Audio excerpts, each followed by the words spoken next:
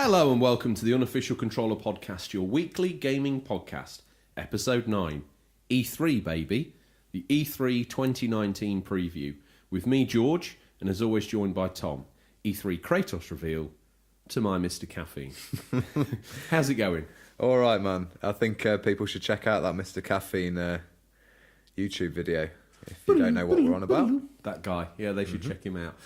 Tumbleweed rolled by on that, but once they've seen it and retrospectively revisit, They'll understand. they may give a sort of 1mm rise of a smile. Tom, question that unlocks the show. People desperate to know what you've been playing. I've finished Days Gone, finally. A fanfare for the man that's been Yeah. up to having solo time with Mumsy. Yeah, How was it? really good. I'd give it an 8.5 overall. That's my score straight out the door. Tom, a.k.a. the revisionist. Yeah. A solid 7, I'm standing by that. Done a bit of a 8.5. U-turn. Done a bit of a U-turn on the game. Yeah, thing is- I think what I'd like to say is about it. It reminded me of when I finished Mass Effect 1. It's built that foundation of a world and characters and the gameplay, everything that you just know they can make that next one just so much better. That's no disrespect to the first one. It's a great game. Really enjoyed it. But they've built those good foundations, and I think, and I'd like to hope Sony will give them another crack and make a sequel. And the bigger boys said they liked it, so you had to as well. Yeah, basically, this full U-turn, like, got bullied into it. No, but hope other people are out there still playing it and Yeah, I mean, finish it. when you and Mumsy went to the tabletop sale down at the village hall in aid of the church, I unhooked myself from the medbay, crawled up, and had... You're not meant to get up there. I know I'm not, but I had a good 5 hours on Days Gone while you were down there looking at cakes and all that good stuff. And I'm thoroughly enjoying it. I did the mission with... Is it Iron Mike, the guy's name? Iron Mike, yeah. Me and Iron Mike went to get some information about something in the world.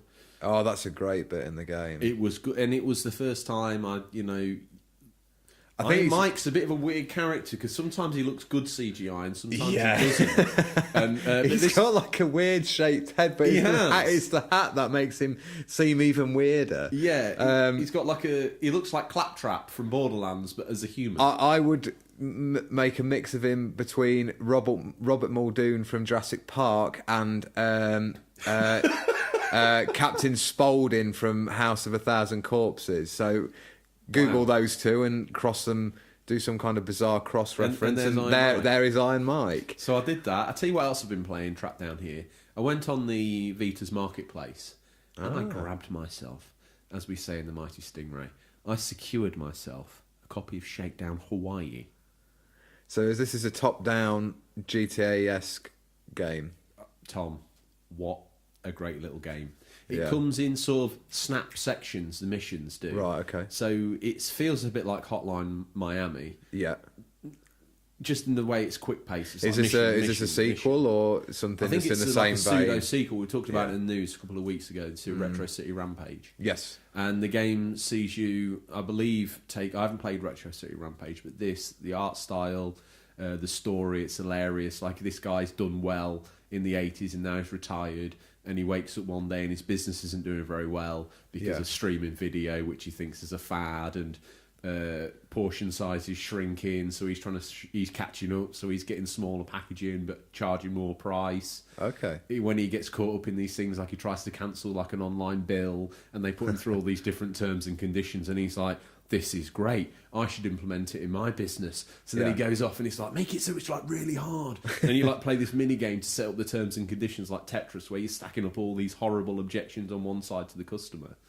There's a bit as well where you're trying to get on a TV show, so every so many missions you end up going down the gym and doing this Thigh Master thing with this great big dude who's teaching you how to get like big muscles. Yeah. And it's just from the start to the end, like the parody of it.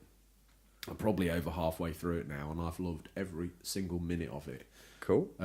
Great for a handheld. Yeah. I think it's coming to Switch. You definitely Yes, I need think to it get is. that. Yeah. I think perfect, especially if you've got a So journey it's to go on. good for the quick pick up and play. Good for that. And at the yeah. same time, you're building an empire, and every day you get more money to buy more buildings and to basically just further your criminal empire. Great little game. Recommend that. Yeah. If I was to jump off the fence, I'd slap an 8.5 on that, Tom. Seeing as you that's did the it, score to go to. I want to do it as well. Good man. Anything else you've been playing? Went back and dabbled a bit on Red Dead Redemption 2 and God of War. Just Ooh. sort of, I just like to revisit those worlds because they're so well made. Not been playing the Switch I'm for a going to bit. come around your game room and just rip all the shelves down because you've got no need for them. You just need to have a space for those 2 games, and you. And Overwatch, of course. Oh, yeah. how could I forget? Lest we forget. Have you got that physical? No, I used to have So it what do you need to physical shelf? on Xbox, but I've just Oh. got it digital on PlayStation. Embracing the future. Calls himself a fan. Yeah. Yeah, I've not played much on the Switch recently. Oh. I feel like there's a bit of Is she gathering dust? Yeah, a little bit. We're going to discuss this in the news shortly, but It's mainly what you use the Switch now to cuddle up with a blanket with Mummy on the sofa and watch a couple of Tom's Tanks. Yeah. Fortnite. No. Tom, No. I know the bigger boys listen to the podcast, but it's all right. We'll say Apex Legends then. Bit of that. All right, I don't know yeah. if that's on the Switch. Make it more He's seem playing- grown up, yeah. A bit more bigger boy game. Yeah. Apex Legends. I don't think that's available on the Switch. I don't know where it'd run it. Maybe it would. Who Well, knows? to that end, Tom, you don't think the Switch would run that Yeah. every week? We've scoured the very darkest regions of the internet to bring you the latest stories and stories. First up, Witcher takes a leak. You want to lead off with that one, Tom? What's that all about? I will. Now, this is the one that caught us unaware. Witcher 3 has been allegedly leaked as an inbound for reveal at E3 for the Nintendo Switch. Question is this another Red Dead for the Switch, or is the leak true? And is the Switch capable? We know the Switch has done some incredible stuff, a la Doom, Castle Wolfenstein. Yeah, and some of that streaming stuff. Panic Button, I think, is the company who handle a lot of these ports. They've done some magic with the Switch. They really have. And, well, will it be able to run The Witcher 3? Well, that was a good time to segue into that. Yeah. Well, originally, this post has come about from a Chinese retailer, I believe, which got people thinking, is it like Resident Evil 7 on the Switch, where it's just going to be streaming? But then there's been box art leaked as well, so chances are this sounds like a full physical release of Witcher 3. Box art. Pass me the crayons. That's not Anyone confirmation. can make those, can't That's they? not confirmation. No, I know, but the fans can dream, can't they? This is going back to the point that I was making with the Switches gathering a bit of dust. A lot of these games, with being lucky enough to own multiple consoles over this generation, I've found I've played a lot of these games already, and it's great for the Switch owners. And obviously, I had a The Wii Wii U U. effect. Yeah, it is. Like, I've played so many of the Wii U ports, so many of the ports from multi-format, like that have been on PS and Xbox. It just makes my Switch seem a little bit like I'm hanging on in there for like your Mario Makers, Luigi's Mansion, the Zelda remake, stuff like that. I really would like them to just throw something new out there. I know we've had Splatoon and ARMS, and they've had some good games, but I know I'm being impatient because they are only one studio at the end of the day, and That's I think true. sometimes people forget that. But yeah, and also really like to see some like mature PlayStation-esque exclusive, but Nintendo's version. So Well, we often yeah, I hope dream of that, don't we? But- after E3 I can get a little bit more hype for the Switch. But it's a great little machine. It's my handheld, so I'm always going to keep it, and it's has some great multiplayer times on it. So while you're in your Mario onesie, you better belt out that next bit of news. Okay, so bring me your sword and shield. Ooh! What's is this this? Link? Is this Zelda news? Is this Link? I'm afraid not for the Zelda fans. It's yeah. What it's is it? going to be. So we've got a reveal for Pokemon Go updates and various Pokemon Home, Pokemon Cloud, Pokemon Sleep, Pokemon Wake, Pokemon everything, Pokemon Lunchtime. So that was released in like a Pokemon conference they had recently. But the interesting thing is, we're going to have a small Nintendo Direct, roughly about 15 minutes of new information, which will be out on Wednesday, June the 5th at 2 p.m. UK time, to watch the broadcast live, or 6 a.m. Pacific time. Or British Sea time if you're a fan of the show.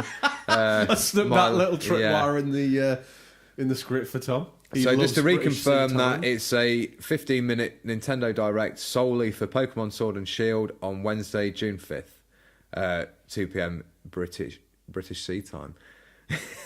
and please, I'm gonna roll out then with a couple more bits of news.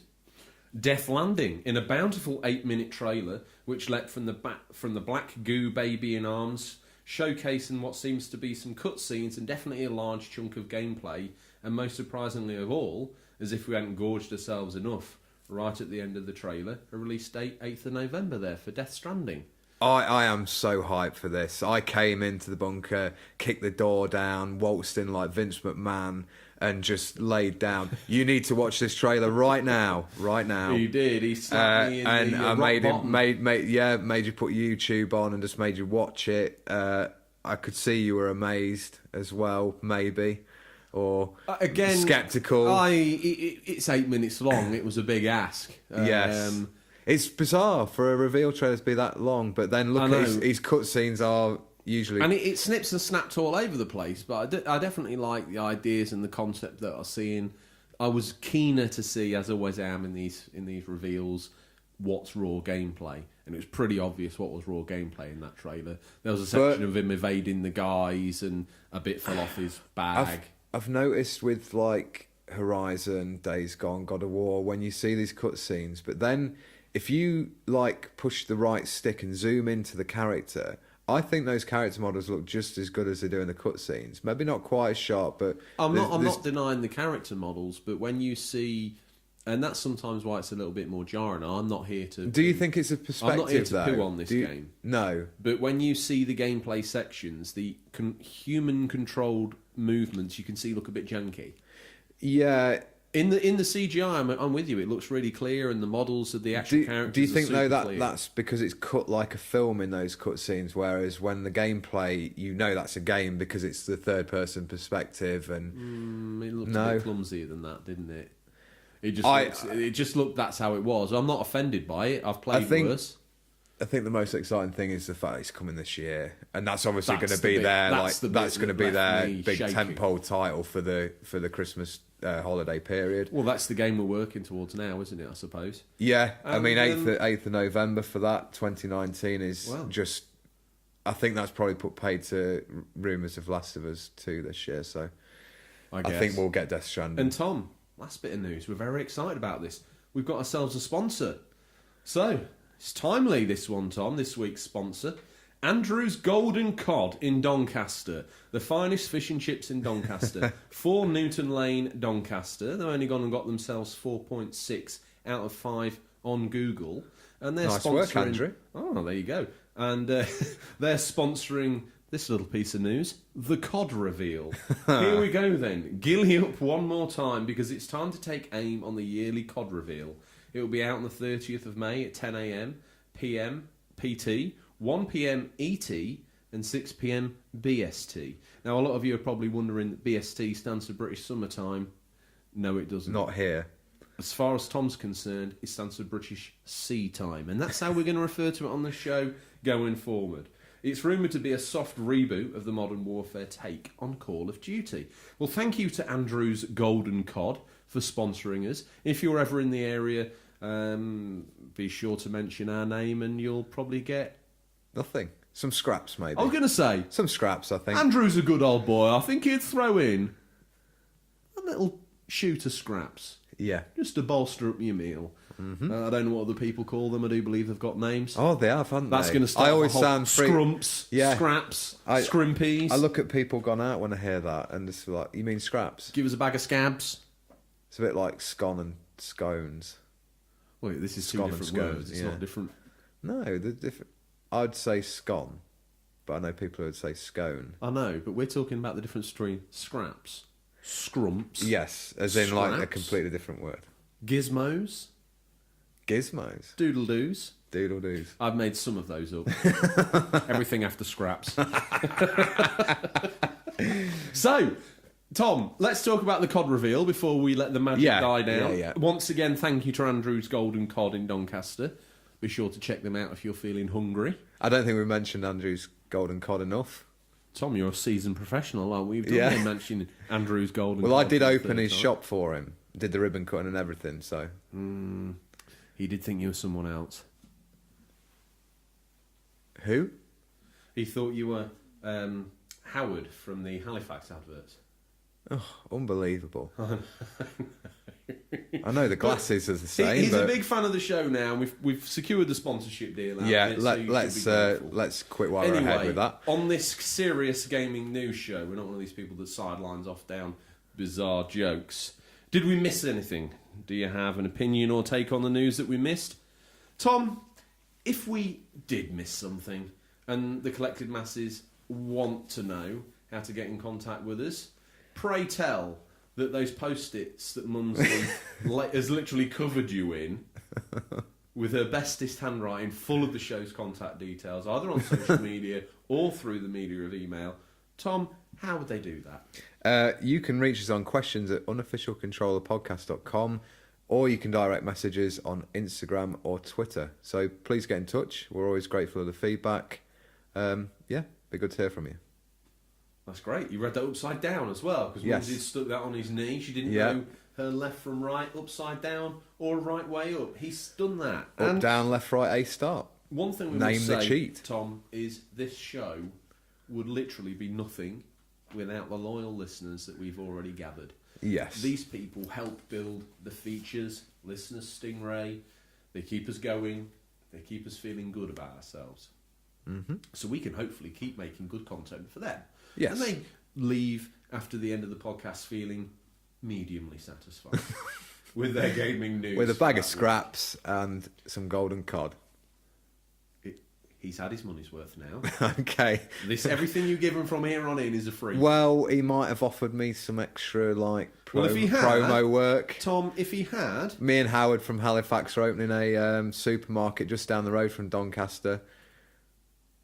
let's pull this back on topic. Okay. If Andrew had maybe had a little bit more money, he could have sponsored this week's feature.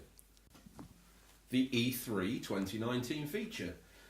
This week's feature is discussion about E3 2019. As always, we reached out to the listeners and they reached back. So interwoven into our discussion, we'll bring in prominent thoughts or questions by you guys. Tom, this week, the bunker door literally fell off its hinges with letters and thoughts and emails. The green screen's been on fire. Yeah. We've tried our best to include everyone's wishes, dreams and memories. But if we've missed you out, it's not on purpose. And at some point in time, some of you have come up with such good submissions that we could just swing a whole show around those. Yeah, So absolutely. keep the content coming. We'll do a shout out for everybody that got in touch with us as best we can. Sometimes it's not always easy to put in, so we've tagged people Yeah. together and done other bits. But please, take a seat as we take a trip down memory lane. First, a bit of history. What is E3? Tom? Well, the name is an acronym of Electronic Entertainment Expo, first held 24 years ago. Time flies. I know, on May 11th, 1995 in LA's Convention Centre. They were halcyon days at the time, and this show was for schmoozing retail bigwigs and wowing with cutting-edge tech, all aimed at vying for shelf attention and come time for the red-suited guy to drop down the chimney who owned Christmas. Yeah. This year, Tom, Sony aren't going to be there, going the way of Nintendo by using online reveals to highlight new game releases. The focus seems to be drifting, but the granddaddy of them all still has some bite. If you've got something to say, there's no better stage. Now, Tom, we covered that in previous shows, haven't we? E3's, Yes, we have. Sony's lack of E3 this year and their state of play Yeah. new way. Is this detracting from E3? In In 5 years' time, question: will E3 exist? Yeah, I think so. Like you say, it's still the Big Daddy, isn't it? It's the WrestleMania. It's the Super Bowl. It is. Yeah. It's the FA Cup final. It's the World Cup final. But it happens yearly. Yeah. It's a big event. It is. I still think it's going to pack some punch. They're going to want to show what they've got coming out in the lead up to Christmas and sort of holiday season. And as that release schedule's changed, and the way things have changed, it's not just for the bigwigs now, Tom, is it? No, it's not. Things have changed. They let anyone in these days, literally. You, me, anyone could get a ticket to E3 and walk among the gods. That's good, isn't it? Yeah. Or is it? Was it better when we couldn't get in? What, like a sort of secret society? Grass is where always greener. You can only have a Yeah. little look through this window. But then a lot of those big reveals they've had have been with a massive fan audience. So Right. would we watch them at home on the internet and sort of believe the hype sort of thing when you're seeing people cheering, getting really excited? Yeah, but they can preload an auditorium with anybody, can't they? I suppose they could, yeah. I mean, literally. So there's going to be some big reveals, no doubt, at E3 2019. But will they stand up to some of the classics over the years? Like Sony, 1995, with the $2.99 mic drop that they performed on Sega. Yeah. That was pretty cool. Also, I like the Fallout 4 was a good one. E3 2015. It was, yeah. Just out of nowhere, we're working on Fallout 4. Oh, that's incredible. Looks great. Oh, Yeah. by the way, it's out later this year. Like, Yeah, oh I think my goodness. those ones always carry a bit of weight. It's a bit like Death Stranding today. Yeah. It's like when they drop that release and it in your head you're thinking, oh, 2020, or obviously back in this case it was going to be a lot of later. course, yeah. So when they drop it's going to be in that year, the same year E3's happening, it's just like, wow. It just makes you more hyped for it because you know you're going to have it in your hands by Christmas. Have you got anything that you think is a favourite? Have you got one? Yeah, definitely for me, Nintendo's 2004 E3 press conference when sort of right before the end, Reggie drops the first trailer for Legend of Zelda Twilight Princess, and the place just went crazy. It did. It just looked like the Zelda game we'd wanted after Wind Waker and before Wind Waker. The I mean, I bigger love Wind boys. Waker, but we wanted... the bigger boy Zelda. Yes, we did. Just that. I remember the trailer played with the Conan music, Conan the Barbarian, playing in the background. I was just like, "What's this game? Yeah, but that was what them is this trolling game?" You. That was them trolling you. You want bigger boy Zelda? Here, you can have it. And then I remember I had the trailer on a magazine disc, N6 not N64 game, Nintendo Gamer magazine or something, like Nintendo Official Magazine or something. Yeah, and it came with the E3 trailer. I remember watching it numerous times, and that first shot of like, you kind of think, is that Link on it? Yeah, it is. And then that fan reaction to seeing that was just crazy. Well, talking of fan reactions, Tom, Odders, good friend of the show, made himself He's a known good to lad. us as always. Yes, and he says, big memories. Number one, PS4 upstaging Xbox One at the 2013 unveiling. This is how you share a game on PS4 skit, if you remember it. Yes.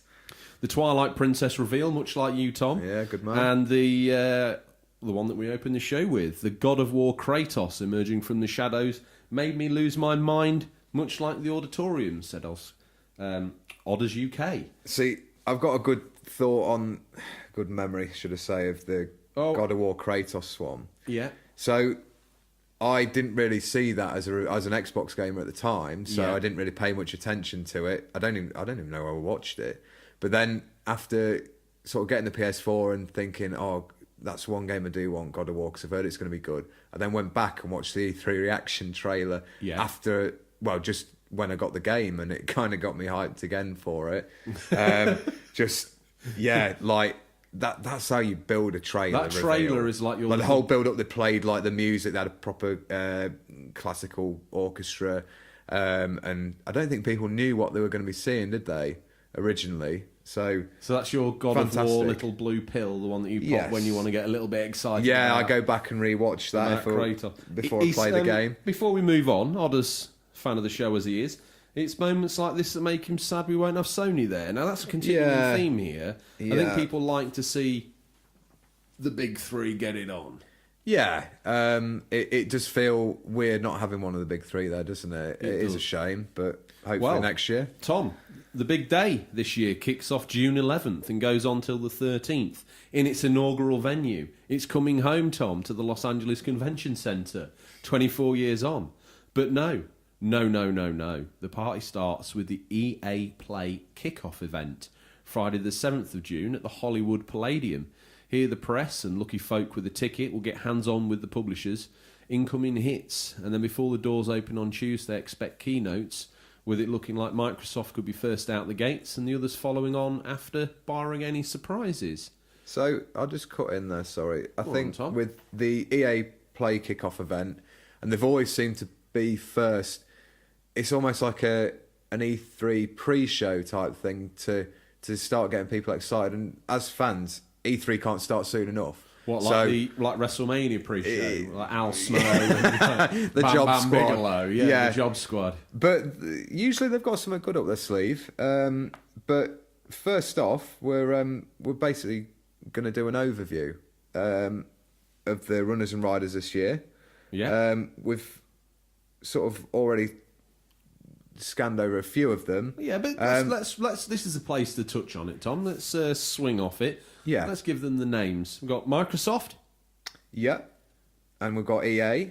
There's also Nintendo. Yeah. Maybe Sony. Sony. We've got some parentheses there. There's going to be something Sony flavoured there of some. Yeah, whether it be size. It's got third to party be. or Indies, the lot. I'm sure there'll be something. Yeah. Ubisoft. Bethesda and Square Enix. Oh, okay, Tom. First up, who's your hot pick from those? I'll lead in first. We've got Microsoft. Whoa. So we're expecting something big from them. They've booked a 2-hour slot as well, and I think they'll fill that. Now, people, we can be proven correct here. A few weeks ago, I said that we're going to see the big boy.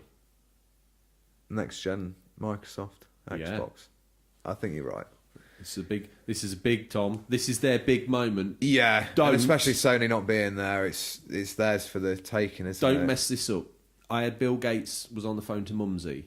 Was says, he? If you blow this 2019 preview, he might shut the internet down. Wow. Yeah. Gone. No Stingrays boot. Nothing. Nothing. No. Back to the dark ages. No. Okay, CFAX. so Microsoft keynote time Sunday, June 9th at 1 p.m. Pacific, 4 p.m. Eastern, and 9 p.m. British Sea Time. I don't know how many times we're going to hear that this time. It's never going to, for me personally, never going to get boring.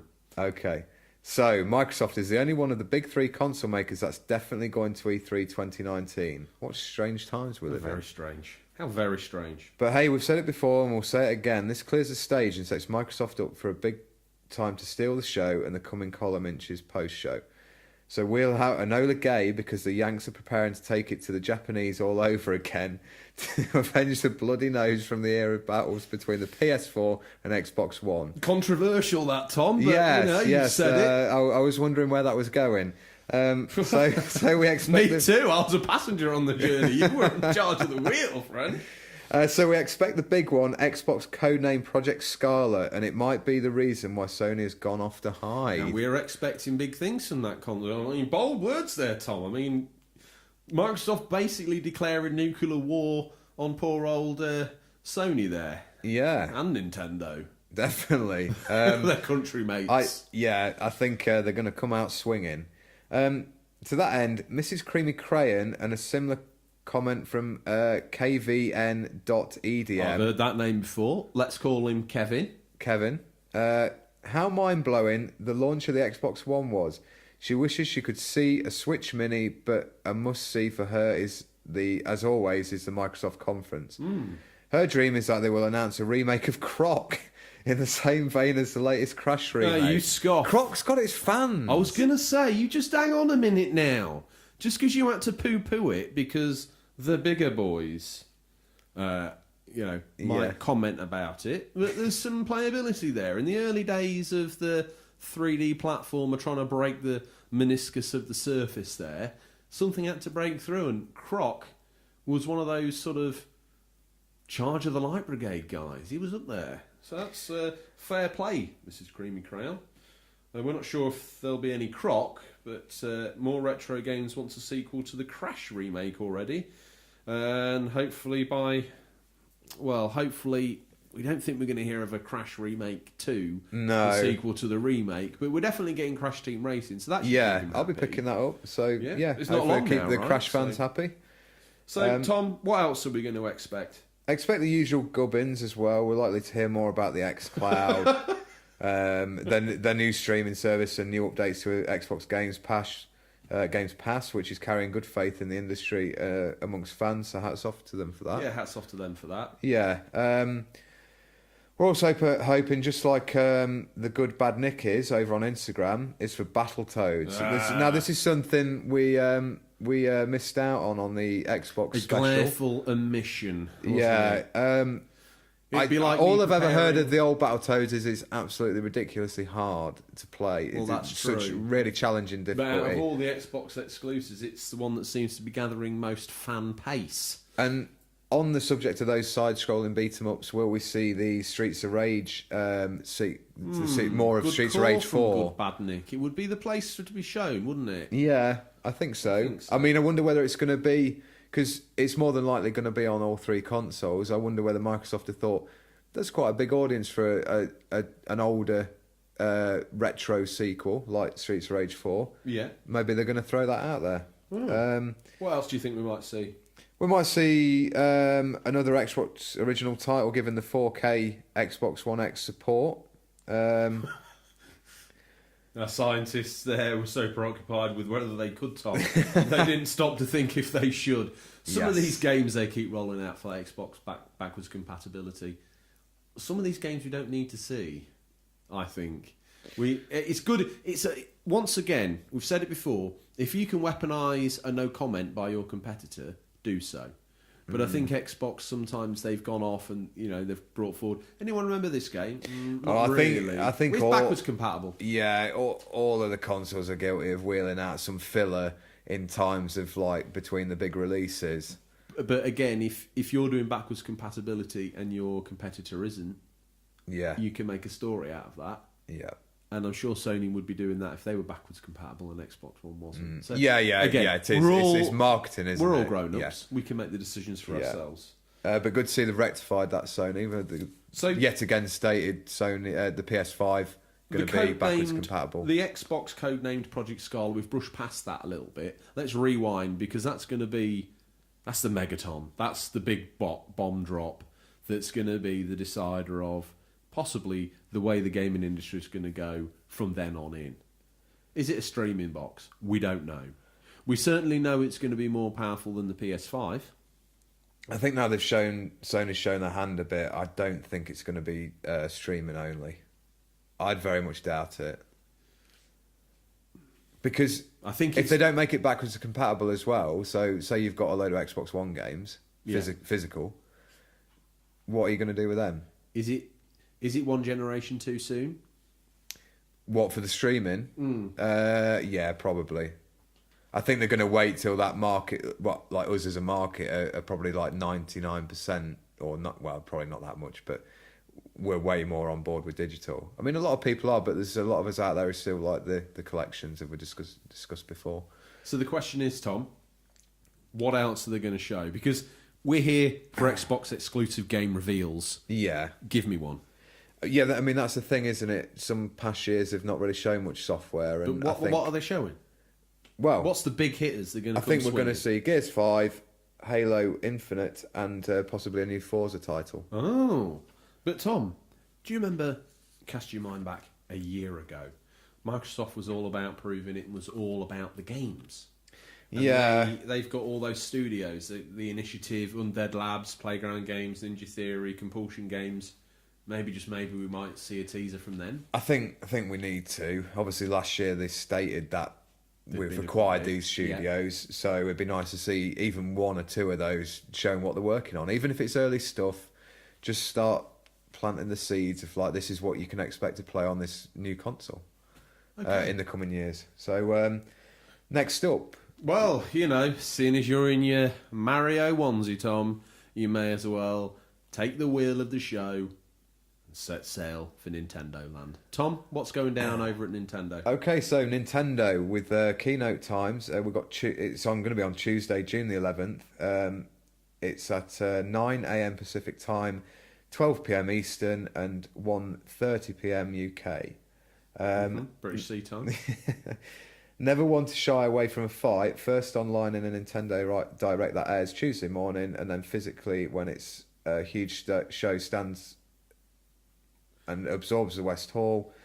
We're definitely going to see Fire Emblem 3 Houses. Yeah.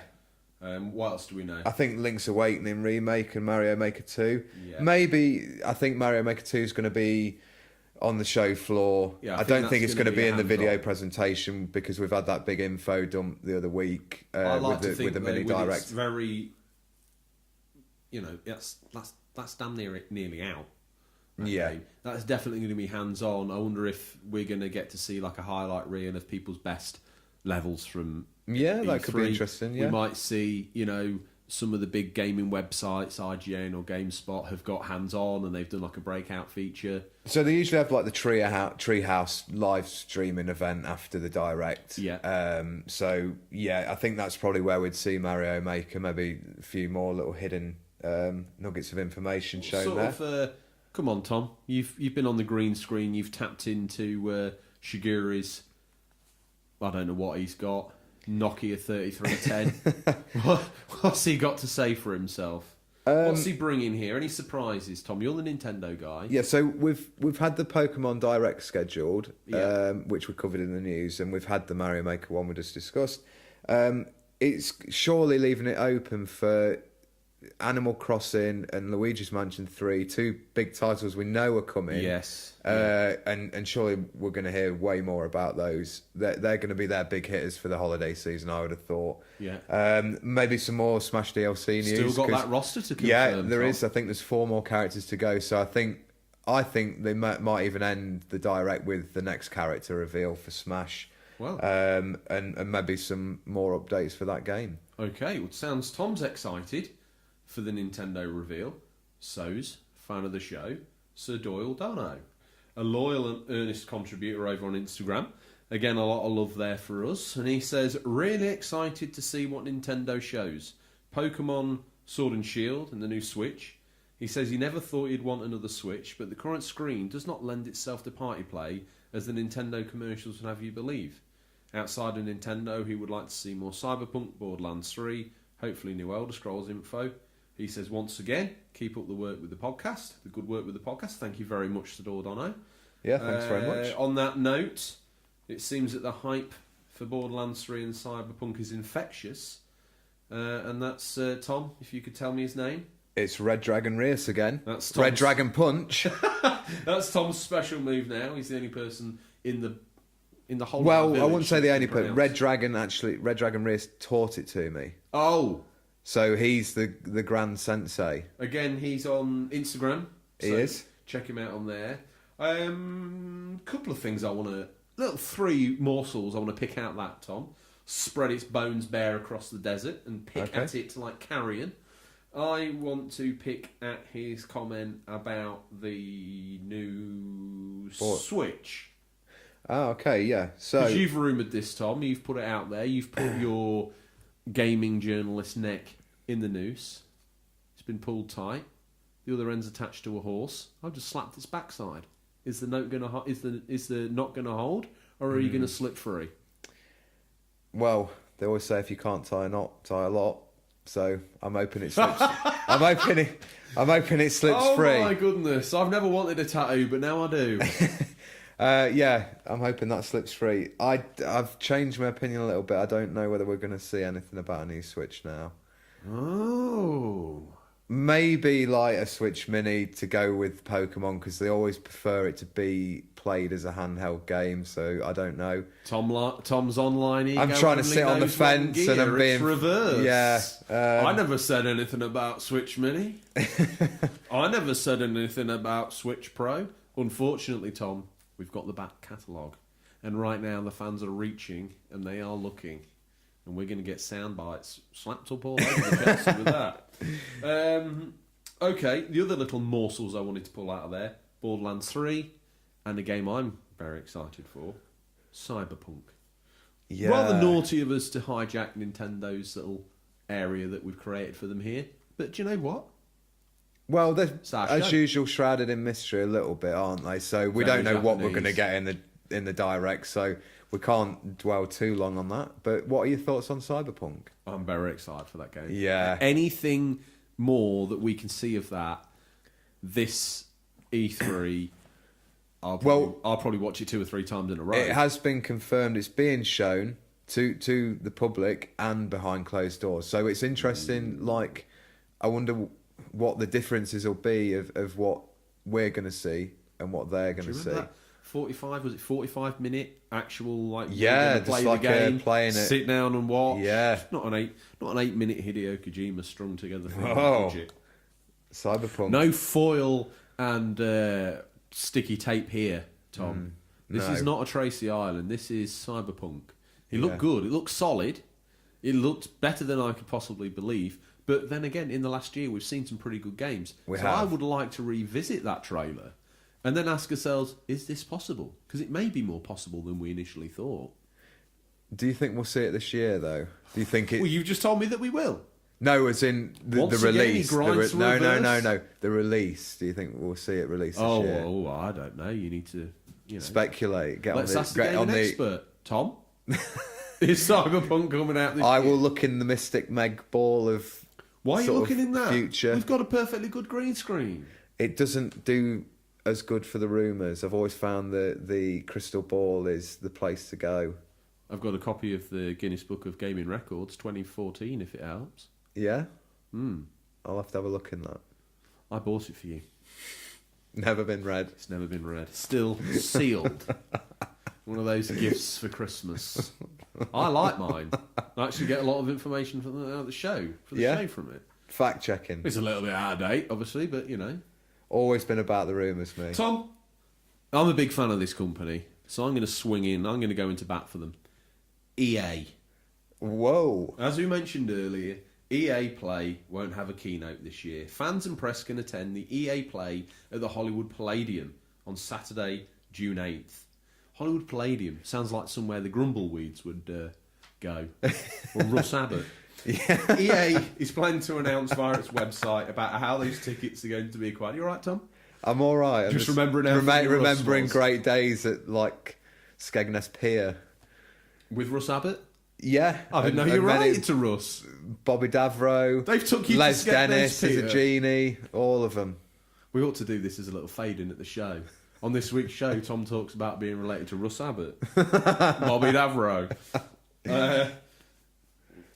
Let's get back on topic Bobby anyway. Davro is apparently a big fan of Star Wars Jedi Fallen Order. Is he? From Respawn Entertainment. And I'm going to stick my neck on the line, Tom. Unlike you, man of small testicular fortitude, I'm going to say we're definitely going to see that.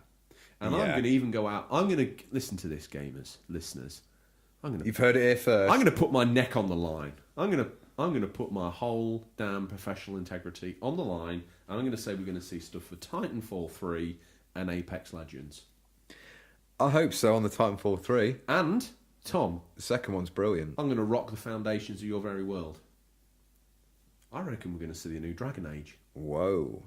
Well, gone a bit quiet there, hasn't it? So you think it might show itself here, and Dragon Age 4 has been teased up to this point. Yeah. But then dropped Periscope and went down. Mm-hmm. I'm putting money on it. I've had a sonar contact. Bing, Captain. Contact bearing 090. So that will be made by BioWare. That's correct, isn't it? Well, it is, yeah. It is, but which part of... Yeah. I exclaim because BioWare's got 3 studios within itself. Ah. Yes, exactly. So I think Always the the original... fact checker. That Guinness Book of Records, gaming records, coming in handy. You see, I've been controversial with the way I've consumed the information. I shredded it. Yeah. The whole book, I shredded it, and then I ate it. In a smoothie. Yeah, why? Why not? Why not? I was thinking more spaghetti. Tom, do you think we'll see... We've not heard anything from DICE of Battlefield Flame for a while. Do you think we might see a glimmer there?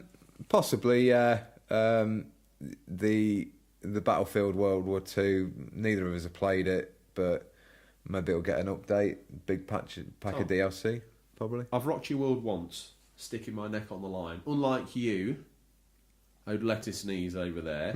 I'm going to go out and chuck out there one more thing as well. Do you know what else I'm going to guarantee that the fans are going to see at E3 from EA this year? Madden.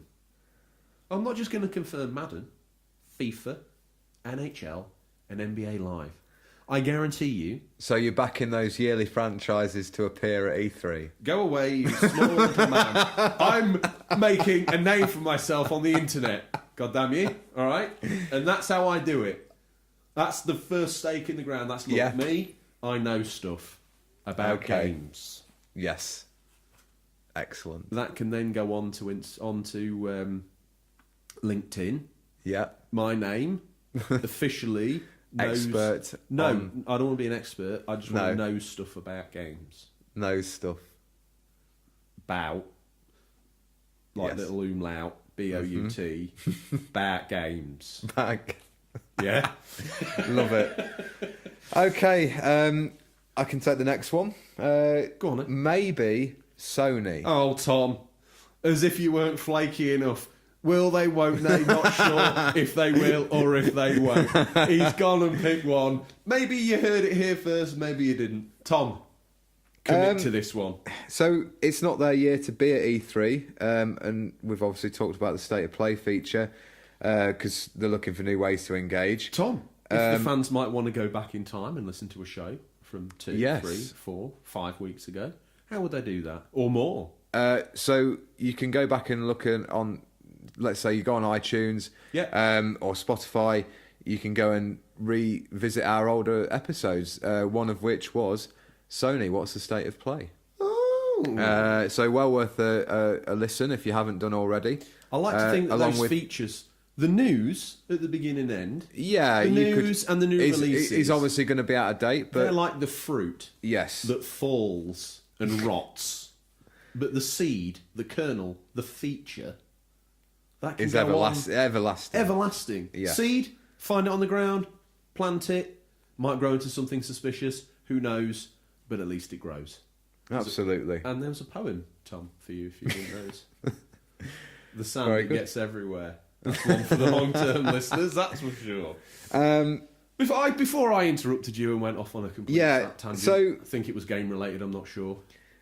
Speaking about their new ways to engage as a company, Retro Gamer Thomas got in touch over on Instagram. He says, "Hi chaps, I know Sony aren't there, but I'm guessing they're going to do some announcements anyway. I'm really looking forward to The Last of Us 2, as is Retro Gaming Dragon, who also got in touch, and they want more info on Death Stranding and info on PS5. Well, hopefully you're pleased with the Death Stranding trailer we all saw today. Well, exactly. I know we were. I'll tell you one thing that he's pleased with as well, Tom. Retro Gamer Thomas has messaged in addition to say that he's loving the podcast. Well, he's just a swell guy, isn't he? He is. He's loving the podcast. Once again, guys, this feature and this whole show possibly might have been 5 minutes without your help, so we're grateful. You serve us, vis-a-vis we serve you. There you go. I don't think vis-a-vis was appropriate, but I slipped it in. No, I think I'm known good. for inappropriately slipping things in. Well, we'd love a surprise State of Play, wouldn't we? I think we've talked about this, me and you, saying are they just going to drop a bombshell and drop one during E3? So, Tom... Not obviously there, but much like the immortal online. Hideo Kojima themselves, Sony have put on the active camo and they're sneaking around the halls of E3.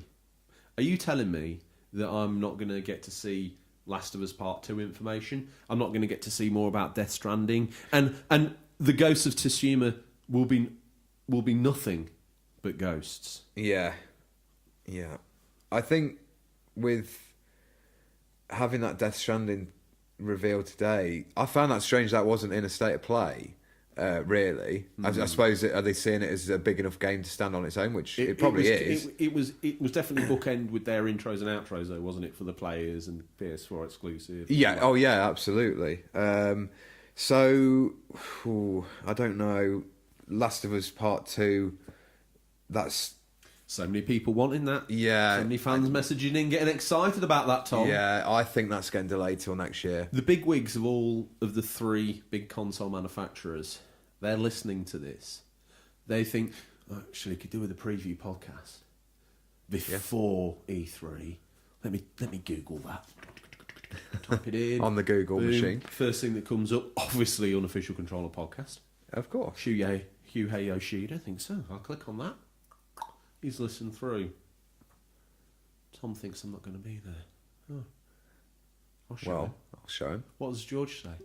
Oh, I think there's definitely going to be last. Don't let me down, Shuhei. Definitely going to see Last of Us Part 2. Definitely going to see more Death Stranding. Definitely going to see Ghost of Tsushima. Facts. Facts. So if you're listening now, this is your chance to make this the most official controller podcast ever. Tom, that's you. That's the main three. You've cleaned up the core the three. little mistake that the puppy's made in the EA. corner of the room. Sony's done a little bit of a leak on the floor. It's all right. We can clean that up. Yeah. You've not left much in the barrel here. You've took out some of the big guns yourself. So, what am I going to wheel in? Look out, Tom. The big dog. Ubisoft. Keynote time. Monday, June 10th, 2019. 1 p.m. Pacific time. 4 p.m. Eastern time. 9 p.m. British Sea time. Bring some oil, because the wheels on that joke, they're going to get very worn. Sadly, Ubisoft, they've delayed Skull and Bones, Tom. We discussed that last week, didn't we? We were very intrigued about his premise and promise. But, Tom, yes. Once again, OG Dog here in the corner is going to get brave. I think we're definitely going to get gameplay for Beyond Good and Evil 2. Yeah, I mean, that's probably their biggest game right now. It's got to be. Yeah. We've seen some early footage of that, haven't we? And it looks I've seen some really gameplay impressive. of like flying down to a planet and flying back. Yeah. I mean, I couldn't quite fathom how that was working. It felt a little bit No Man's Sky, but then it felt like you were kind of locked in areas at times. I hope they're not going too ambitious with it. But if it takes a long time to come out and it is as good as we think it can be, yes, then by all means take even longer. Well, other than that, Tom, the green screen's indicating that Ubisoft will announce, apparently... Oh, heck. Do you know what? Where's my caution? Foomf, there it's gone. To the wind, Tom. 3 to 4 AAA titles between March this year and March next year. That means, guarantee, we're going to have to see one of those at E3. I've rhymed again. This is getting dangerous. It is. I think that we're going to see something there. Is that going to be the Splinter Cell the fans have been clamouring for? Ubisoft have trolled us once. They've rolled it back. They said we'd like to see it. They've rolled it back. Tom, king of the rollback. What do you think one of those 3 to 4 titles might be? Do you think Splinter Cell? Or are you that Splinter Cell's due a new game, isn't it? Definitely. Hang on a minute, Tom. Let's get trendy. You know what Splinter Cell needs? It needs a reboot. Yeah. Sam It's Fisher, he's a bit too edgy. Let's roll him back. Yeah. Let's give him a beard. Let's get him into coffee. Yeah? I can see this, can't you? I can. He's got vegan sandals. Yeah. All the rage. Drives by with a wicked proper hipster. Hipster Cell. Hipster Cell. There we go. You heard it here first. Exclusive for Ubisoft. The reboot. I just want to drop in a leak that happened, alleged leak for Ubisoft. The puppy's back? No, no, afraid not. So I think it's called Rollerball Champions. It's a not much else is known about it. Do we need to get the salt out, Tom, or is this... No, it looks pretty legit. No, so serious voice on there. Listeners, probably take a look at that if you're interested in what it sounds a bit like what was like that futuristic sport rollerball. Is that what the film's called as well? Rollerball. Excellent. I probably got the name of the game wrong then. I was thinking of the film. Rollerball. Yeah, so it's that sort of premise of like a futuristic... Like a style. speedball, futuristic, brutal deluxe, all that sort of good stuff. Okay, one thing we're not going to see, Tom. Well, at least I'm going to chance my arm at this. Yeah. I don't think we're going to see Assassin's Creed this year. It's taking a break. Hats off to Ubisoft. They could wheel that out on a yearly basis and whip it dry. Well, I think with Odyssey and Origins, that those games have been getting some really good scores. I've heard lots of good things about them, and I think you can tell there's been extra time taken on them. I think with a franchise like Assassin's Creed, it needs that extra time. It's a big open world game. Don't rush them. They'll be better. There'll be better games for it. We prefer it if you take your jolly sweet time. Absolutely. Before we move off Ubisoft, I just want to... Because I'm ready to come out swinging with them. You are. I think with Ubisoft, for me as a Nintendo fan, I'd really like to see a sequel to Mario Rabbids Kingdom. We must imagine they're listening, Tom. So just so do it. Do the sequel. Do it. Do the Mario and Rabbids Kingdom sequel, please, because that was a real surprise. Now, I think Mumsy went out thinking that was the new Mario Odyssey game, thinking I'd be all excited, and then when she brought it back, I was like, "What is this? Tom, what is it?" Mumsy saves up so hard. She saw Mario and thought that must be Mario 64. That's just you all over. All over Brings again. you a new Switch game, and you're like, don't want it. It's not what the bigger boys are playing. I don't want to be no rabbit. No one's around. You're all over it. But then I was down in the sick bay for a bit with bleeding gums.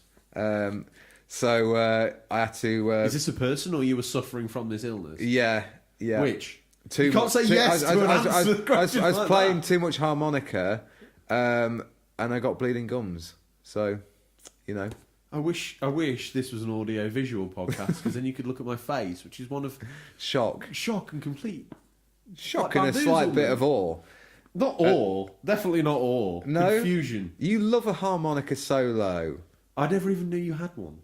Well, you obviously are not spending enough time upstairs, Bunker. That's where the cool kids hang out. Normally, when you tell me to pull up a chair and you start doing one of your Red Dead stories, which probably ends with you serenading me with a harmonica. Well, yeah, that's it. That's the problem. You are asleep, so the story has put you to sleep. Tom, as is this rant. I need to get back on topic. That once again you've managed to get this conversation to be about Red Dead. I know. Let me tell Always you. doing it. Quake in fear, friend. Bethesda. Keynote time. June 9th, 2019, 5:30 Pacific time. I'm not even going to bother wasting your time with the Eastern time, Tom, but let me tell you one thing.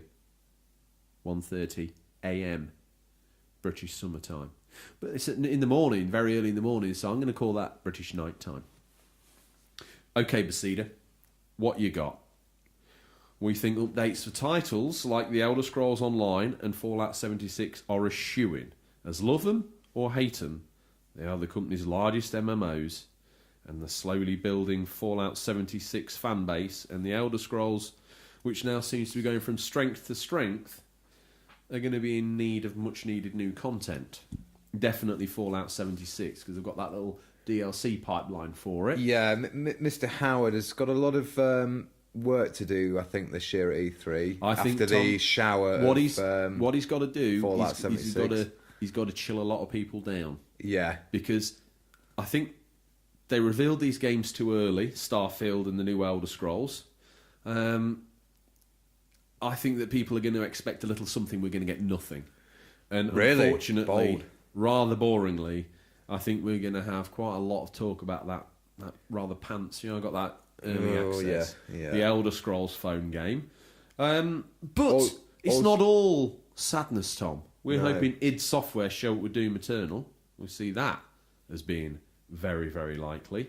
And like EA, Bethesda giving tickets away via an online contest. Oh, that's cool. Yes, Tom. Yeah. I see it more like this. Charlie Bucket, down on his lonesome, goes down game, picks up a copy of Fallout 76 for $9.99, all new low price, gets it home, opens it up, finds 2 tickets to Bethesda. Thing is, I implore the fans to check online. I don't know if there's age. These things taking place in LA. You can imagine there might be an after party. Bethesda, the Willy Wonka of the gaming world. Todd Howard's going to come out, tip his top hat, do a forward roll, jump up, and open the gates to the Bethesda show area. Much like Top man. the immortal Gene Wilder. Doom Eternal there. I've played the other Doom before it, which is just Doom. I think it's called Doom. Yeah, on the on the Switch. Doom. Really impressive to get it running on the Switch again. PSVR version of that as well. Pretty slick. Yeah, I really enjoyed that game. Very like old school run and gun gameplay, which is a bit of a breath of fresh air, really. After playing lots of these sort of Agreed. Sort of more in depth first person shooters. It was just nice to have a blast, really, quite literally. Tom, I want to take this one if I may. Okay, you can. Yeah, I'm going to.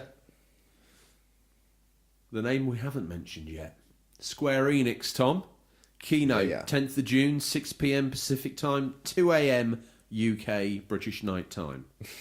So, what are Square Enix up to? I mean, Tom, let's face it, they took a little sip of the bigger boy juice, and they've only gone and slapped their name down for Sony's slot on the main stage. Wow. Must have lots to say. Square Enix, what are they working on? Well, they've made no secret about working on Dragon Quest Builders 2 on Nintendo Switch, as it was announced during a Nintendo Direct earlier this year, as well as a Dragon Quest 11S, Echoes of an Elusive Age Definitive Edition. That's a mouthful. You're not going to be asking for that quickly from Mumsy off the shelf, are you? Mumsy, quick, pass me Dragon Quest 11S, Echoes of an Elusive Age Definitive Edition. No, not that one, the Definitive Edition. Can you imagine that, Tom? Yeah, I think... Someone send Tom a Lucasade. He's asleep. Yeah, those Dragon Quest games, they've got their fans, obviously, massive fan base in Japan. I'm sure they do have the fans in Europe and the US and everywhere else, but I think they're going to have to go bigger. Tom, I actually think you've got something here, because I came in earlier and you looked all suspicious and you started clearing your history down on the green screen. Now, one presumes you weren't checking out Barbara, the barmaid from the Wagon and Horses Facebook profile. Of course not. What were you checking out? I was recently found that the Avengers project by Square Enix has been confirmed now to be at the show. So that's... Like an agent of S.H.I.E.L.D. himself, he brings forth news of the Avengers. Tom, this game, there's people all over the place so giddy about this game. What will it be like? What will we sort of... Will it be an RPG like Final Fantasy? I'm terrified. I can't even imagine. Will it be an action adventure? In my mind, I don't know why, the whole time I've convinced myself... Do you remember the Ultimate Alliance games? On Xbox, PS2, they're getting PSP. a third one on the Switch in July. Yeah, I don't know why, but every time I close my eyes and think about this game, it ends up looking like that. Which is not a bad thing. I'm not complaining. Obviously... I mean, they could do a Final Fantasy Tactics version of it, which would be cool. Speaking of those, when you do look at this one coming to the Switch, you are like, I do hope the one from Square Enix is not like that. I think we're in our heads, we're wanting Spider-Man on the PS4, Avengers edition, aren't we? Well, but are we going to get that? Or is it more? Is it going to be something using the Final Fantasy 15 engine and use those characters? Or I think that would be cool. That group style. And put you through a story that's as expansive as that? I mean, would be unbelievable. Is it going to be set in like the Infinity War, Infinity Gauntlet sort of area, or are they going to go for something that's not been done in the films? If only Square Enix were thinking about doing a show sometime around the 10th of June. Maybe you might announce something like that. Yeah.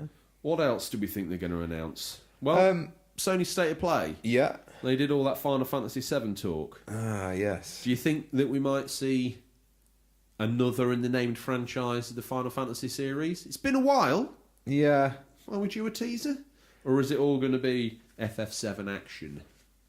It'd be cool if we got some Final Fantasy VII, maybe get a release date for the first episode, and sort of divulge how long these episodes are going to be, because I think that's something people really want to know. Are we going to shell out X amount of pounds for 5 hours, 10 hours, 20 hours at a time? Yeah. I think it'd be nice if they cleared that up. On the note of Final Fantasy, Tom, yeah. do you remember old Gaz Loves Games over on YouTube? I do. Go check his channel out. He's a great guy, and he's on the build with some subscribers. He's very excited about that. Channel's going well. And good. He's all juiced up for Square Enix. When Final Fantasy VII Remake was announced, he says it was a wow, wow, wow, wow moment. That's quote Gazlov's Games. Wow, wow, wow, wow moment. Very excited for this. One has to imagine. Pre-ordered immediately in 2016 and hasn't seen anything tangible since. In terms of what he wants to see, that would be Final Fantasy VII. He's not happy unless he gets Final Fantasy VII in his Gazlov's Games. No. He also wants that to be, and again on the topic, I think Sador Dono brought it up a couple of weeks ago, he wants one physical release. Even if that means 4 discs, he says, let the dream come alive. On the note of YouTube, Tom, we're uploading content there, right? We are, yeah. Cutting edge. No, never let anyone say we're not cutting edge. 2 videos. Yeah, we've got the pilot and episode 1, The Bloody Palace. On that timeline, yeah. YouTube should be in synchronicity with podcast apps by 2025. I think so, yeah, that's realistic. Yep, excellent. I have to speak to the boss, but... Okay, well, we might need to... We've recently found out who's got the lease to the bunker, Mr. Pontsworthy. Oh, him. Local lord. He is. The one that's been soliciting Mumsy's attentions when we've really? not been around. Yes. I think we'll have to have a word with him. We will have to have a word with him. I don't like those cords he wears. Well, he's... Garish. Well, be careful, garish. Because he's a big fan of the show. Yeah. Those cords are cool. Well, Tom, I don't think... I mean, you'd have to okay. admit immediately you probably weren't in the right place mentally to appreciate them for what they were. And they're very cool cords. The ruddy face as well just makes me think he's a fan of the drink. He's listening to the show. He's a big fan of us and Mumsy. Wants to send us some more money. I think what you meant is he likes to keep himself hydrated, Tom. Yes, that is what I meant. He's a great guy. We almost, both of us, see him as an uncle. Yes, he is like my uncle. He's lord of the local village and therefore would make a great sort of guide for us. Ambassador. An ambassador to show us how to become real men. Gentlemen. Gentleman. Thank you. Excellent. He discreetly sponsored this E3 feature. Okay. So don't refer to him any of those things that you said about him before. Okay. Again, if he paid us a bit more, we could edit that out, but we're going to have to work around it. Okay. Mumsy's very keen on him. Oh, damn. It's her feeling. She's got feelings too, Tom. She has, yes. Hang on a minute. We've... Off that side note, via Lord Ponsonbury, through the medium of YouTube, I've said the word medium again, and count them up, and we work back. There's been one more person poke up. Well, I say one more. I mean 2 more. The first one, Finster Gamer. He's a keen fan of the show. He is a keen fan and he's of got the a show. similar comment. Davy Bones. That's a new name, Davy Bones. Tom. What a great name. Davy Bones. New fan of the show. Got to say we love the interaction. To all the listeners out there, get involved in the conversation. Yeah. So anyway, Finster Gamer says, I don't know if it's likely, but I'd love to hear more about Atomic Heart. Tom. So we didn't really... I was going to say, we didn't know much about this game, so we went online and had a look on the green screen, and we're presuming he means the console port of the PC game Atomic Heart. Which is still due out, so that's... I mean, he's a bit keen. He is, yeah. It's an adventure first-person shooter, and the events of which unfold in an alternate universe during The what I High believe Noon is of the Soviet yeah. Union. Principal character of the game is a Special Agent P3, who after an unsuccessful landing on Enterprise 3826 is trying to figure out what went wrong. I have to admit, Vince the Gamer, you've opened our eyes, and that definitely looked like a game we should check out. Unfortunately, It looked really impressive. we employed the green screen, Yeah. the newly found budget through our sponsor. I think it was running at like 360p, wasn't it, or something? Tom, we cranked that sucker up to 486. Yes. I did not think it possible. The heat sinks in the lower basement of the bunker, they were on fire. But Tom, what did it show us? Well, A little bit more of that action, didn't it? We saw some gameplay videos. it looks a very interesting setting. Lots of like Soviet Union, like old trains and the statues of like the dictators, And those little and flying stuff. things, and Yeah. sort of like weird, like alien type creatures. Yeah. And mooses in It looked like bats. there was quite a few enemies on screen at one time as well, so that would be quite interesting. I don't think we're talking like Days Gone Horde, but still it gives you more panic. I love think, how with that's those. now the new benchmark for you. I'm sticking with a 7. I think we need that as a new soundbite. I might Yeah. go back through the archive. He also says that he wants news on the remake of Resi 3, and that would mean he can, for the first time, have all the games on one system, current gen, and he says that would be sweet, quote unquote. Yeah, definitely. Multiple E's, one presumes. It's pronounced that way. I think with obviously Resi 3, we should just briefly mention Capcom. Yeah. I'd really like. I don't think it's a bit soon to probably see Resi 3 any footage. They might confirm they're working on it, which would be great. I mean, they haven't. They've said they're not going to do any Devil May Cry 5 DLC, but it'd be a shame if we didn't. I think there's potential there to do either a spin-off or one of those sort of budget titles, maybe like a £15-20 game where they go off with some of the other characters out of that title. What else, sort of Capcom wise? Again, maybe get brave and have a new IP. I mean, we've got they've been on fire. Tom, calm down. We've had Resi, we've had Devil May Cry, we've had Monster Hunter. Just think about what you're saying here. A new IP. Yeah, they don't do them often. We don't get those anymore. Yeah, true. We just sadly. don't get those anymore. Again, like the movie industry, people sometimes afraid to be brave, and we've talked about this before many times. And it's a shame because it's not being brave. It's the fact that they're worried it's not going to make money. It's going to bomb, and then I don't know. That great idea they had in their head is not received how they want it to be, and well, Tom, it's died before it's even started. As soon as you just so succinctly wrapped up Finster Gamer's comments and queries and concerns, we've got one more little query here from the Barber Who Games. Great name. E3's always been kind of interesting to me. I've really only followed it since 2009, so he feels like he's missed out on a lot. His biggest memory is 2013. Most of the conferences that year were excellent, and Sony, especially with the PS4 reveal. This year, he says it's the least excited he's ever been, Tom, and with no Sony. Once again, everyone's citing that. If anything, he hopes for more Persona 5, the Raw news, and he's keen for more Doom and Pokemon. Well, Tom, at the end of this feature, the Barber Who Games should be happy. He's brought his oversized plate to the buffet.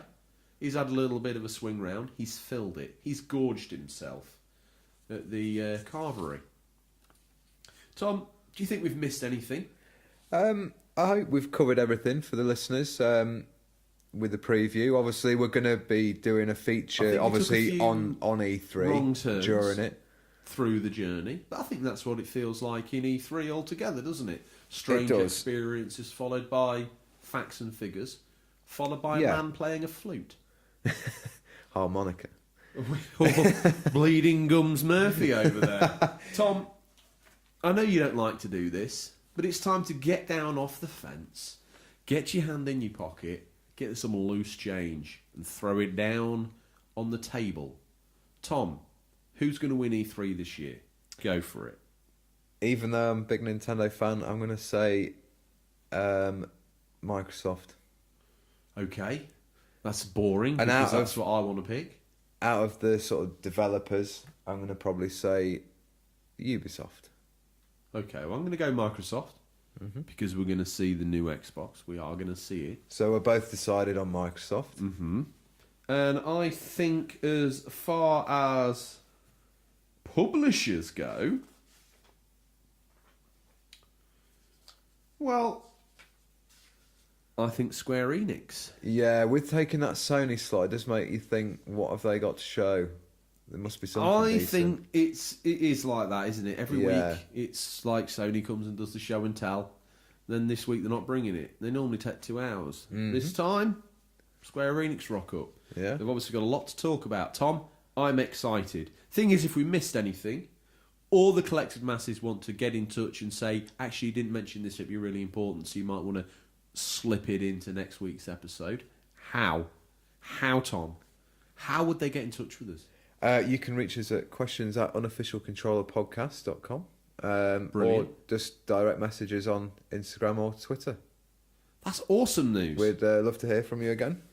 Again, thanks for all the feedback we've had this week. We've just been snowed under. Well, and we hope that the E3 preview is everything that they wanted it to be. Yeah. Let us know if we have missed anything, if you've heard any rumours, because obviously we've still got a couple of weeks to go. Still got a couple of weeks to go. We went a little early. We bolted, didn't we? I think we got carried away with some of the leaks and rumours that we'd already heard and thought, yeah, we're hyped for this. Tom? Bring it on. You're giddy off the back of the E3 feature. I'm a little bit giddy, because guess what? Stingray's been making house calls again. When the big man makes a house call, Tom, you better be ready. These guys got in touch to show us their pickups from Stingray's boot. You can too. Just hashtag Stingray's boot on Instagram or Twitter when you're posting up pictures of your pickups. And do you want me to lead off? yeah, Tom, tell me what you can see. Yeah, so Sharaban, they've got themselves quite a decent Far Cry collection there. So they've got all of them from 1 through to 5. They've got the a couple of these sort of offshoots there, Far Cry Primal and Far Cry Blood Dragon. I've always liked the Far Cry games. I thought they're pretty decent. I'm going to rock the boat here. My favourite one too, the one set in Africa. Yeah, the one where you get malaria. Yeah, really cool that one. Yeah, but like an interesting idea. Always giving you plenty of options to sort of take on the missions how you want within the gameplay elements. On a side note, Generation Collector's only gone and picked himself up a copy of Spider-Man and Red Dead Redemption and a game drive. I tell you what, he's expanding his storage, Tom. He He's definitely picked up needs 2 it for meaty those titles. games, yeah. You've got to say, though, if he's never played those before... He is in for one excellent couple of months, I would say. He's in for a rare treat. He is. Game Collector, let's not get him confused with Generation Collector. What's he gone and got himself there, Tom? He's got a PSP, very shiny as well. Yeah, we've both owned those, haven't we? Still got mine, still play on a regular occasion, definitely, yeah. Great game, great little machine, and it's the one I've been playing, Tomb Raider. I've forgotten the name of it now. Not Legacy. What was that other one? Legacy. The Anniversary. Yes. That's it. Sorry for the loud inhale of breath there, listeners, see if your speakers have popped. We've got Retro Visions. He looks like he's found this in a skip or at the side of the road ready for the bin man. No, Tom. Retro Visions has only snuck in the bunker and stolen our green screen. Yeah. The little reptile. Now he's got he's secured himself an IBM 386 computer. Now we overclocked ours earlier. We overclocked ours earlier to try and find out news, Tom, and he's been in while our defences were down, and he's nabbed himself that. Don't forget, Crispy Video Game Journey, my bad, has picked himself up a PSP and Vita. I'm sensing a lot of the fans this week are into Medbay, Tom. Yes, I believe so. We better make sure that we hunt that Retrovisions character down so we can do the news next week. Yeah. Game Collector, this very nice black and white almost Schindler's List photo there with the red glasses in the background. Is that okay? I don't know. I mean, Tom dropped the Enola Gay bomb. Not literally. Obviously, 50 years, 70 years later, it wasn't quite as impactful. A black and white PlayStation 3 and some Move controllers. Yeah. Tom, DTX Classic looks like he's got a haul there, hasn't he? He's got a haul. He's got a Neo Geo Gold system. Geo jealous. He's got a Jag mint condition. Jaguar. Not the car, but the failed Atari gaming console. Looks like he's got certainly got a selection of games. He's got the Sega 3D glasses. Can you see those? 3D glasses, yes. Very, very. I see a Dreamcast box there as well. Is he moving house, or has he just been on a massive haul of? Let me quote DTX Classic CVG. Pretty gnarly pickup this weekend. Tom, it's a pickup. Sharaban's back again. He's got a Star Wars collection. He's also got there, Tom, Japanese import of what looks like Star Wars Racer. You waxed on about yes, box art. He's got a rather excellent figure of Darth Maul as well. They don't like it up 'em. Generation Collector. Once again, I think I've seen his name before, but we'll see it again. Here's my latest nice little pickups. mix there. Yeah. Plumbing, Game Boy Advance old there. Original Xbox, a SNES, Wii U, Switch dock. Pro controller, and a Switch dock. A little tiny arcade machine. Burnout Paradise. And he has Project Gotham Racing 2. Just going to get to that, Tom. Very, very, great very game. cool pickup. Yeah, good job. Look out. Podgy has been back on. Looks like she has had some Lord of the Rings themed pickups. Tom, this should make you slather at the mouth. I'm very happy with those. Nice I mean, looking orc. The only one that is missing there, though, is Battle for Middle-earth 2. It looks like Podgy's invested into the PlayStation ecosystem. Afraid to make you aware, my friend. It's not available there. I know. Xbox exclusive. Yeah. What an exclusive. That's twice. In my eyes. How can 2 times in the show we've managed 3 times Overwatch, Red Dead Redemption 2, Battle for Middle-earth. Rings, Battle for Middle-earth. I will always fit them in. Don't you worry. Like a rope descending from the heavens, Tom, I'm pulled up away from Mordor by IA Retro Gamer Dad, who's picked up a little bundle of Wii games. Thankfully, nothing Tolkien themed here. Mario Kart Wii, Super Mario Brothers Wii, Harvest Moon, Tree of Tranquility. Let's get the precision in there, fans. Fan of the show, Retro Gamer Thomas there. He's not had a physical pickup, Tom. He's had a digital pickup from Stingray. Guess what he's been playing? What's he been playing, mate? American Fugitive. Tom's still only on page 2 of the C-Facts of listeners, so he's miles behind. Probably still ogling at the orc in Podgy's picture. Mumsy needs to come in, slap him about the face, and needs to get ready for bed. Just we got the new release highlights to go. Retro Gamer Thomas again. He's picked himself up a handheld, but look out, his daughter seems to be getting more use out of it than him. IO Retro Gamer Dad. I think he's been on the hunt with his son again, and they've picked up. I mean, again, guys, look at that. Your pickups put us to shame. Xbox original, looks like a slim Xbox 360. Yeah. Some NES carts, action figures, Spawn, Avengers. I mean, retro. I don't know whether that's part of his furnishings, but he's got a Mario throw there for the sofa. Terminator 2 Judgment Day, the yes, poster. what a great poster. Let's not forget, sorry, I went early on this one. It's Daddy Zilla and his son that go out collecting. Apologies, young Zilla. Apologies. Devin Zilla. Zilla Senior. Devin Zilla. Devin Zilla, the son has a name. The son has a name? He lives through the name of Devin Zilla. Devin Zilla, thank you for listening to the show. You're a young man. You're the audience we need to invest in, because it's with you that we're going to grow. Devin Zilla. Let's have a look through his pickups. He's got himself a lightsaber, a couple of lightsabers there. And Tom, look on the right-hand side there. Looks like a copy of Todd Howard and the Chocolate Factory, ready to tip forward the top hat and forward roll into our dreams. He's only gone and got himself some Game Boy Color games and a Game Boy Advance SpongeBob SquarePants. This young man knows what he likes, and he knows where to get it. And a hide-and-seek world champion sign. Ha ha! Now I understand. With a Sasquatch on the front, a.k.a. the Yeti. He's got a Retron game console. So I think that's one of those that you can play various retro titles on. Yes, it is. Yeah, I've always been interested in those. I wonder sort of how they run. If any listeners have played them, let us know. Interested or slightly intrigued? Slightly intrigued. Let's not go crazy. Let's get the facts on the show. Daddy Zilla's also picked up what looks to be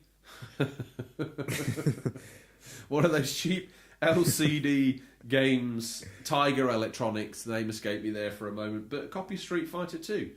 I can imagine that probably plays as well as the copy of Street Fighter 2 we've got for the Hot Point washing machine down in the laundry room. Yeah. I bet that's great. He's got a Menacer cartridge for the Sega Genesis as well. Sonic 2, NBA Jam, absolutely cracking game. If you haven't played that, you need it. Star Wars Rogue Squadron. What's that game he's got there? Double Dragon 3. Friday the 13th on PS4. Great game. Got himself a Wii Fit Plus, a Bart Simpson tin can, money box. Don't forget, though, he's only got himself a watermelon. Out for the family shop and end up coming back with Hang on a minute. A selection of games. I was beginning to think that the bailiffs had been round Oscat because he's overreached himself and re-secured most of his recent purchases. But everything's safe down at Oscat Towers, just for those listeners that might be concerned for his safety. And his collection is also safe. It sounds like he's going to be returning to streaming on Twitch, so yeah, hope he does. And looks like he's go using check him that out. newly acquired copy of Team Sonic Racing we talked about last week. I wonder if he went the extra mile and got on contact with whoever it was, Retro Gamer Thomas, I believe, and they had an online game together. Last couple, Tom, I think, before we switch into the big man ourselves. Retro Gamer Thomas got some, I was about to say fizzy pops, Tom, but it's some of I that think they're craft, some of them craft too ales. cool for school craft Yes. ales. Game Collector Decimal 7.5's pretty much gone out and thrown down on the full Connect game experience, hasn't he? bundle for the original 360. Retrovisions has got themselves Telegames Superman and Sword Quest Waterworld, which unfortunately, before you get excited, that's not Waterworld starring Kevin Costner, Tom. Damn. A Sword Quest version, which predates the real Waterworld, as we call it, by probably about 15 years. Daddy Zilla again, and I think that's the full turn of the listeners' Stingray, Tom. Yeah, I think Once we've hopefully again, fitted all of you in Hang there. on Even a minute. Where I know Mumsy's actually into Lord Ponsonbury, but what about our personally adopted grandfather? He's mysteriously absent, Tom. he is. What's he been doing this week? What's he got? Nothing. He's quiet. All quiet. Yeah. No pickups. I'm a little concerned. We are. Chris McClum, big fan of the show. He needs to let us. We're concerned. He's not had a pickup, Tom. That either means he's fallen. He's older than us. That's why he's had that, right? He's had a slip in the bathroom and he can't reach the safety cord, or he doesn't love us anymore. One of those is a savable opportunity, Tom. Yeah. The one where he's been laid prone in his bathroom for 2 days. The other one, probably not. I'm hoping on the latter. What? Yeah, I'd rather him have a fall than not. Oh, love right. us anymore. I thought the latter option I presented was that he didn't like the show anymore. No, I think. You're hoping, I think in a nice way, that he's had a fall. Yeah, and he's just resting up, catching up on all the previous episodes, and yeah. Tom. The love's still there. He's still a little bit distance away. Hopefully enough time for me to fill you in on the gossip in the village. Tom, Oh no! this week, Not again. he's not been round all week because I heard on the grapevine down at the Wagon and Horses car park.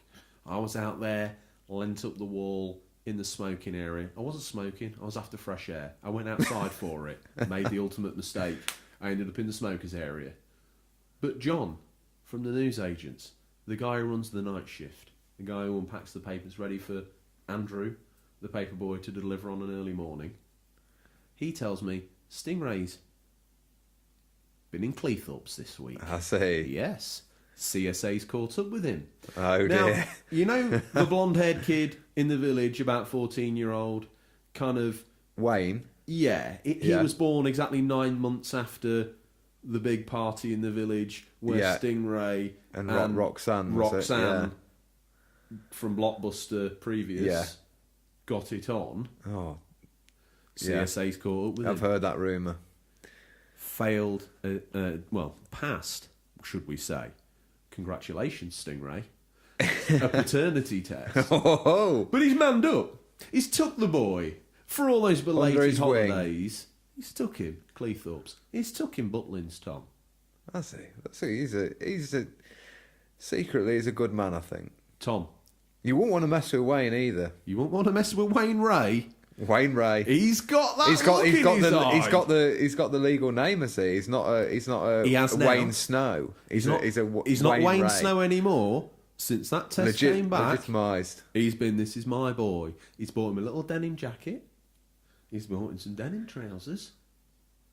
He's got him some brute. I was speaking to Pauline down And the although he's hairdressers. 14, he's got him- perm.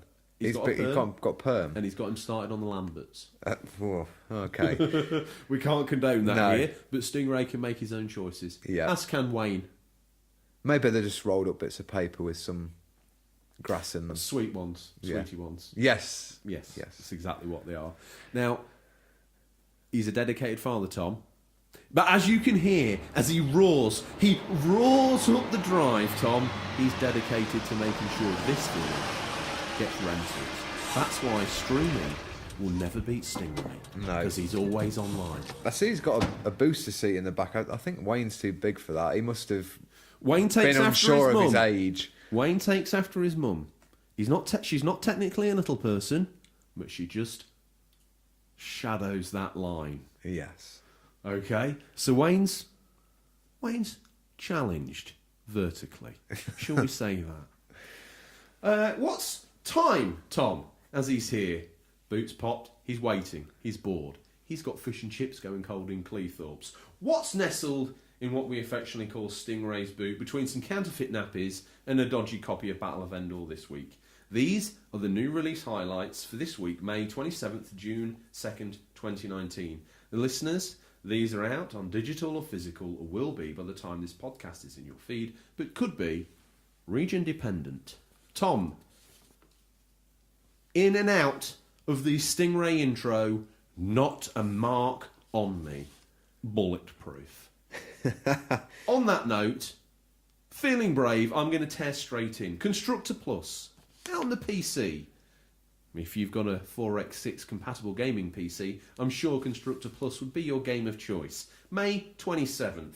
Constructor Plus is the definitive building simulation for the modern day tycoon. Build your dream town full of crackpot undesirables, businesses and quirky tenants, while fending off your rivals in the eagerly awaited sequel to Constructor HD, with almost 3 times more content. Tom, building just got bigger. Nah, not interested in that one.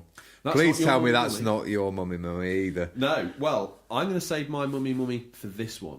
Because I know Lord Ponsonbury's Looks like wife, we're the same. He loves cricket. So I'm going to get myself a copy of that. and Oh, get just to get close in there. to the guy Yeah. that paid. So we're not going to be doing the multiplayer with each other. You're going to be doing it with him. Just listen to the sacrifice. I'm going to get close to the guy that's paying for the show.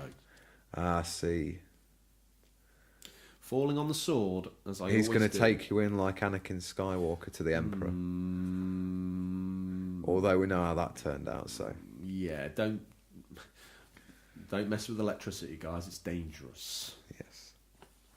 Go on then, Tom. Okay then. Well, this will be both of our mummies. It's Cricket 19, the official game of the Ashes. It's out on PS4, Xbox, and Switch. I didn't realise it's out on Switch. That's cool. May It might 28th. not be. Sometimes I just make this up. Right. It's definitely on Switch. It's gonna be another one of those George facts, Tom. Out of the One the thing book. this episode will be remembered for It's is facts. facts. Good. Lead your team to international glory with Cricket 19, the truly global cricket simulation from Big Ant Studios, the leading name in authentic, realistic cricket action. Cricket 19 allows you to take control of your team from club through national level and lead them to T20, ODI or Test match glory. Wow. Okay. Yeah. That's how It looks very realistic, doesn't it, in the videos? Actually, Tom, who am I kidding? That's not my mummy. There's something hidden within here that's my mummy. And I don't care if Lord Ponsonborough is involved or not. I've seen. You're going to have to take the big boy pills. That's Yeah. your mummy. This isn't my mummy, but I'm going to talk about it for probably 20 seconds. Layers of Fear 2, PC, PS4, Xbox, May 28th. See what we're doing there? These come out in order. Layers of Fear 2 is a first-person psychological horror game with an emphasis on exploration and story. Players control a Hollywood actor who heeds the call of an enigmatic director to take on the lead role in a film shot aboard an ocean liner. Beware, for all may not truly be what it seems. Tom, that intrigues me. Not enough. What's next? Oxygen not included, out on PC, May 28th. 486 gaming PCs may apply. Oxygen not included is a space colony simulation game. Deep inside an alien space rock, your industrious crew will need to master science, overcome strange new life forms, and harness incredible space tech to survive and possibly thrive. Ooh. Now, Interesting. Tom, Here it is. I saved it. Now, this looks pretty awesome. It does, actually. Blood and Truth, PSVR, May 29th. Put on your PSVR headset. Hang on a minute.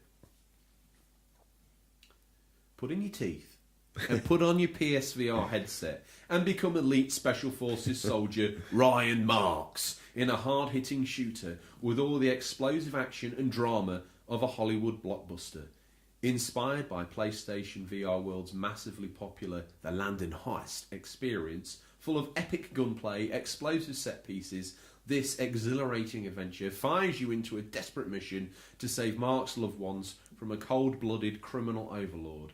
Use your special training to scale buildings, infiltrate secret facilities, and wreak havoc using a variety of powerful firearms against countless armed thugs. Are you saying Hollywood blockbuster or EastEnders 1 hour special?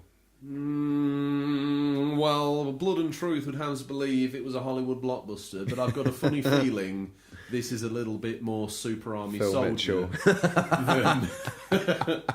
than SAS. But, okay. I've seen what I've seen looks very fun. Yeah, Lobbing no, it magazines does. in the air and loading them in the I gun think you upside can down. load in a single bullet as well, into the chamber. Yeah, I'm sure I've seen or heard someone say you can chuck a bullet up like that. I've definitely heard the magazine. The most ones. concrete of information Tom's Yeah, ever relayed. I think I heard someone say, Stingray's looking bored. My uncle works for PSVR. Okay. One of those sorts of rumours.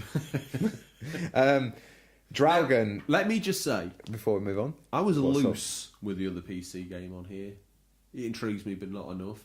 Dragon intrigues me. tell me about it. Dragon is a single-player, first-player Fjord Noir. Let's start again. I was always going to fall in love with this game, Tom.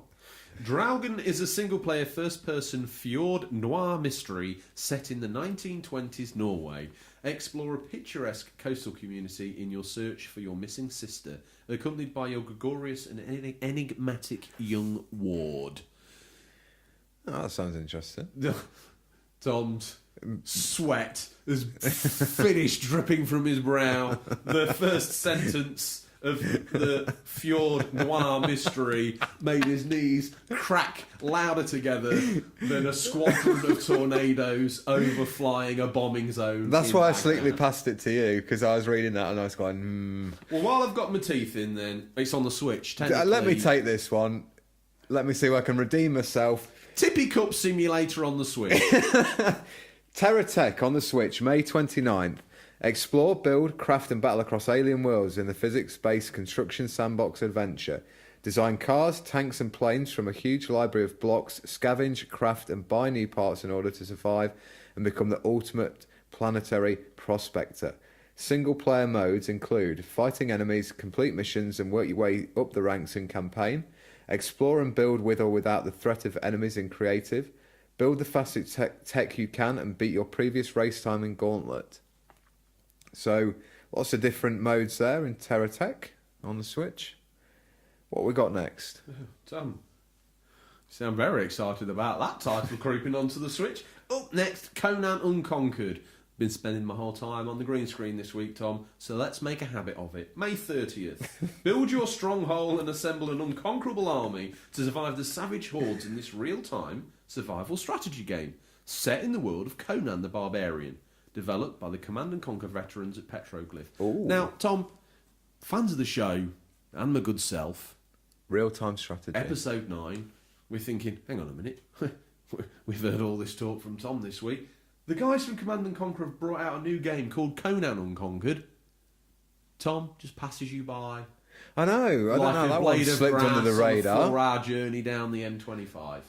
I think we need to get the green screen a bit souped up so we can run that. I think I'd like that. I think we need to take the cord from the green screen, tape it to your toes, turn it on. Tom, Probably the best end. take for us me. to the bridge, my friend. Trover Saves the Universe, out on PS4 and PSVR, May 31st. Your dogs have been dog-napped by a beaked lunatic named Glaucon, who stuffed them into his eye holes and is using their life essence to destroy the universe. This is bizarre. I was going to say, You're partnered this isn't with- a real game. This was the guy's plan to trip you up. You're partnered with Trover, a little purple eye hole monster who isn't...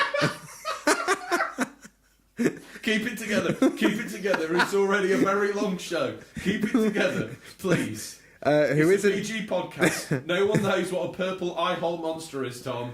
who isn't a huge It's fan. not that. No, Or that. he isn't a And huge it's fan. definitely not that. Right. Yeah, that's Trover Saves the Universe. Yeah. Probably best leave that there on a PG podcast. Anyway, the little purple eye hole monsters looking to jump all over the PS4 and PSVR, because if you can't get enough of in 2D, you're going to get a hell of a lot of in 3D. May 31st. Tom, before we slip away into what's rapidly approaching a 2-hour podcast, let's not let the fans not forget, they get quality here, not quantity. Really? Well, maybe they don't get either. If they've made it this far, can we ask them to hop on whatever you've been hopped on? You've already wasted enough time on these two chumps. You might as well waste a little bit more. Leave us a review. Recommend us to a friend. Drop some 5-star stuff all over the place for us. We'd really appreciate that. If you don't feel any love towards us, we wish you well, and you probably do well to find a new gaming podcast. Tom, before we round up, let's nibble on the mint, have a look at the bill, and ask each other, what are you hoping to play? Well, this is a tough one this week. I've finished Days Gone. So maybe I don't think it's that difficult. Yeah, but There's a I've been couple of playing it games for. you bought It's you haven't played. Oh yeah, wink wink, looking at me like The Order, Oh, yeah. 1886, like All it's just not dressed there. up, nowhere to go. It's round the hors d'oeuvres. L.A. Noire, Alan Wake. Get to know it. It Oh, might tell you something. You might learn something from the Order. I really should just download Hellblade. That moment where they all It's- charge forward, knights together, telling you, Tom, Mummy's going to need to clean down after that. I think that's... Get to that bit, and then we can talk. Okay. If you don't like it then, Put it I down. never will. You never will. Put it down. Okay. How about yourself? What are you going to be playing? Hoping to have a little bit more shenanigans with Shakedown Hawaii. Thoroughly enjoying that. And it looks to me... I don't know if it's got a platinum, actually. I think it's just got gold, silvers and bronzes. But they look achievable. So I might try and finish that and wrap it up. And Tom, much as I want to wrap up Shakedown Hawaii, it's time. It's that time of the week. So we have time for this week, listeners. And as always, thank you for your time. And we look forward to the pleasure of speaking to you again next week. Until then, happy gaming. And remember, there's nothing wrong with being given the unofficial controller. It's what you do with it that counts. Goodbye, Tom. Cheerio.